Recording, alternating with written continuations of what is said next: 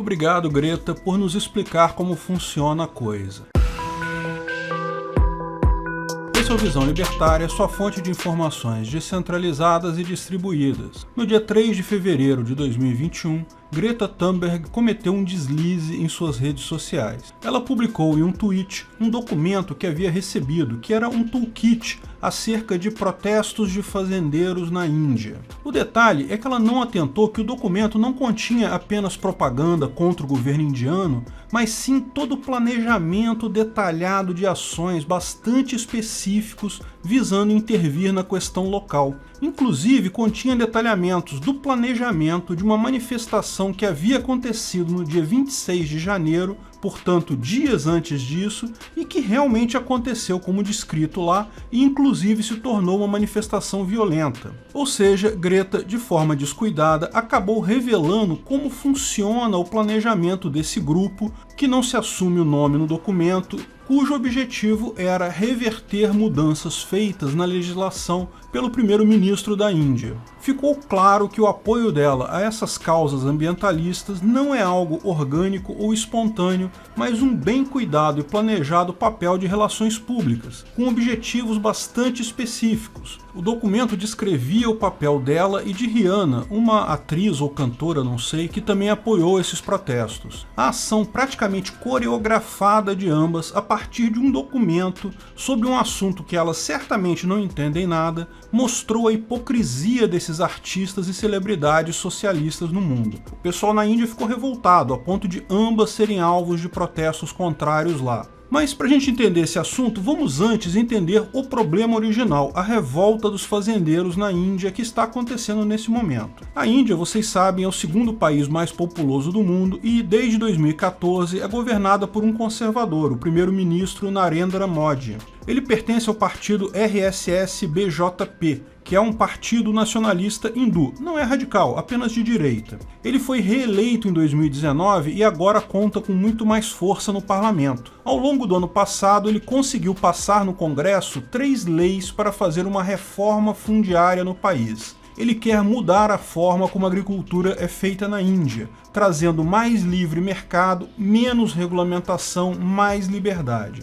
Parece bom, né? Alguns fazendeiros estão adorando as novas leis, mas tem uma parte deles que não gostou. Como você pode imaginar, a esquerda, a oposição a Narendra e ao RSS-BJP tem organizado vários protestos contra essas leis, dizendo que é um extermínio, um genocídio, um absurdo. Você conhece o esquema. Mas afinal, o que são essas leis em si? Olha, o assunto é complexo, eu não sou de lá, não teria capacidade de entender todos os nuances da lei. Mas de forma geral, na Índia existe hoje um sistema de reserva de produção e preços para os fazendeiros. O governo garante a compra de toda a produção de determinadas fazendas por um preço pré-estabelecido. Isso é bom para alguns fazendeiros porque significa menos risco. Eles já sabem quanto vão ganhar no final. Mas para outros é ruim, porque eles ficam presos nessa regulamentação e não têm oportunidade para aumentar a produtividade e ganhos. Não tem como lucrar mais. No final, o problema disso tudo é a questão do incentivo. Se eu já sei o quanto vou ganhar com a minha terra, por que eu vou me esforçar para aumentar a produtividade? Por que vou tentar melhorar? Por que investir?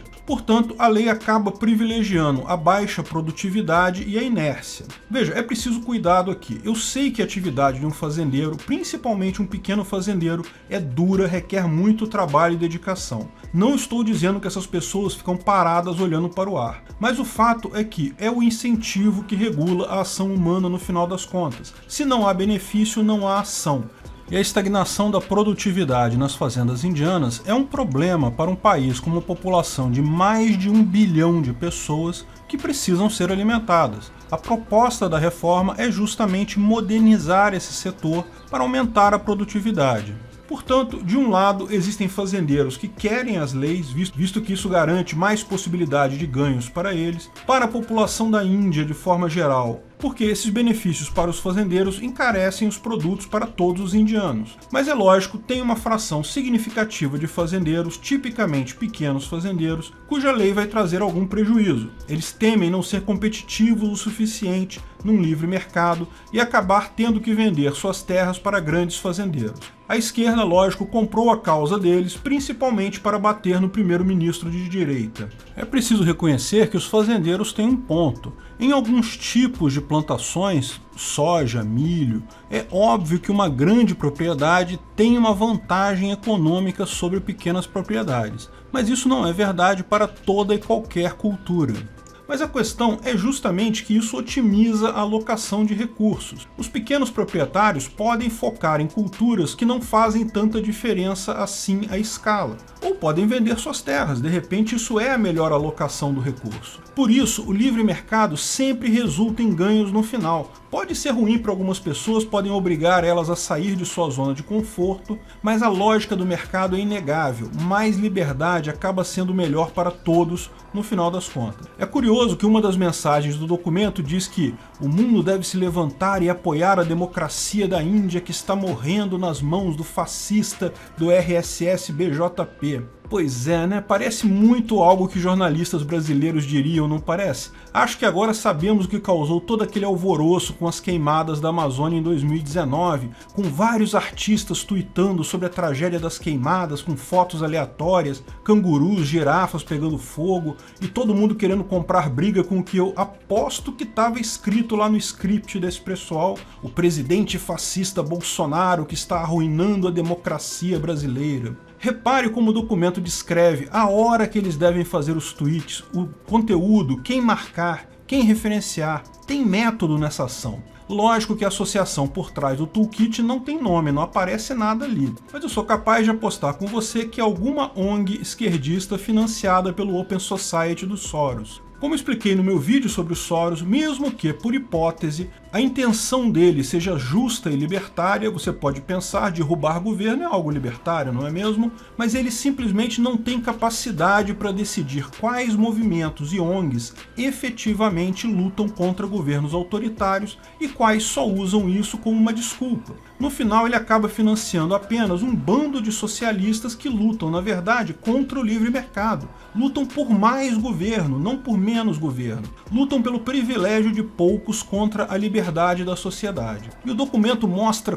curiosamente, como tal engrenagem funciona. Ele estabelece pontos focais, sempre ligados a pautas identitárias. Repare que eles colocam como se fazendeiras mulheres fossem as principais afetadas. A falta de garantia de preços vai aumentar a disparidade de gênero, o famoso gender gap. E aí propõe, vamos fazer um social storm, colocar um monte de posts nas redes sociais em 2 levas no dia 4 e 5 de fevereiro, de 11 às 2 da tarde. Bom saber que esse horário é um bom horário para fazer social storm, olha aí, fica a dica. Olha que eles visam principalmente os deputados ingleses, ou seja, repare como eles têm um objetivo específico, eles querem sensibilizar deputados ingleses da Inglaterra. A Inglaterra tem muitos laços com a Índia e a ideia certamente é passar alguma coisa no parlamento inglês para prejudicar o governo da Índia. Repara que isso é exatamente o que foi feito no evento das queimadas da Amazônia. Se você reparar, até o horário dos tweets confere. Em seguida, ele estabelece algumas hashtags que devem ser usadas, pessoas que suportam a causa,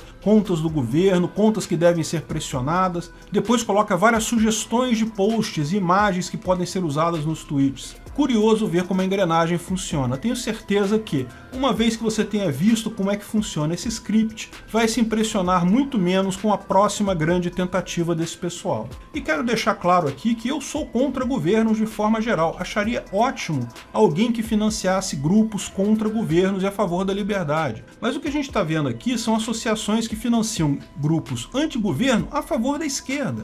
Nenhum deles financia nada na China. Ou seja, na verdade o que eles querem é mais governo, menos liberdade para a população. Quantos desses grupos não existem aqui mesmo no Brasil? No final, o movimento contra o primeiro-ministro indiano, um conservador, ficou claro e límpido como a água. O ponto dos protestos dos fazendeiros até esfriou depois disso. Greta e Rihanna foram alvos de protestos de muitos indianos por querer se intrometer em algo que elas não fazem nem ideia do que seja, exatamente como o caso das queimadas. A Índia, porém, tem uma vantagem em relação ao Brasil. Devido ao fato de ter sido colonizado pela Inglaterra há muitos anos atrás, muitos lá falam inglês. Os tweets de ambas foram inundados por críticos de indianos normais. Rihanna perguntou nesse Twitter: Por que ninguém está falando sobre isso? Protesto dos fazendeiros na Índia. E o indiano respondeu: ninguém está falando sobre isso porque eles não são fazendeiros, eles são terroristas que estão tentando dividir a Índia de forma que a China possa pegar e tomar conta de uma nação quebrada e vulnerável, e fazer daqui uma colônia chinesa como é os Estados Unidos. Senta isso à tola, nós não vamos vender nossa nação como vocês, idiotas. Não tenho dúvida que a população brasileira azucrinaria a vida de Leonardo DiCaprio e Macron também, não fosse o obstáculo da língua. Agora, quanto a Greta ser um fantoche, vamos combinar, todos nós já sabíamos disso. Sim, é bacana ver jovens se destacando em qualquer coisa, mas o caso dela, embalado por empréstimos de iates da nobreza europeia, assento quase permanente na ONU, atenção onipresente da mídia mundial, está fora de qualquer razoabilidade. Ela provavelmente é uma garota inteligente, mas pouco além disso. É apenas uma fantoche usada por seus pais para avançar essas causas, talvez as finanças deles. Dá até para entender o erro dela ao postar o script. Ela deve receber vários scripts desse e achou que aquele era só um documento com descrição dos protestos. Não imaginou ser o planejamento completo detalhado deles. Ela é só uma criança, afinal.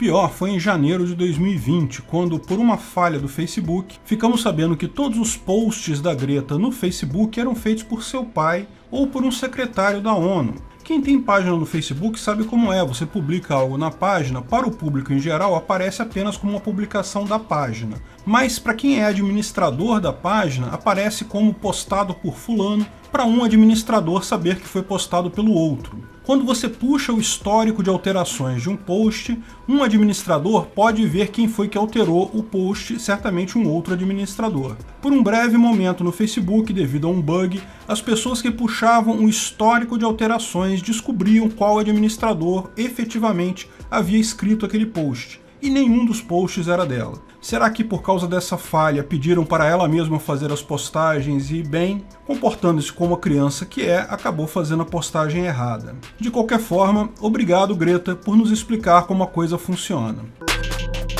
Obrigado pela audiência. Esse artigo foi sugerido por Carol Miller, escrito e narrado por Peter Turguniev.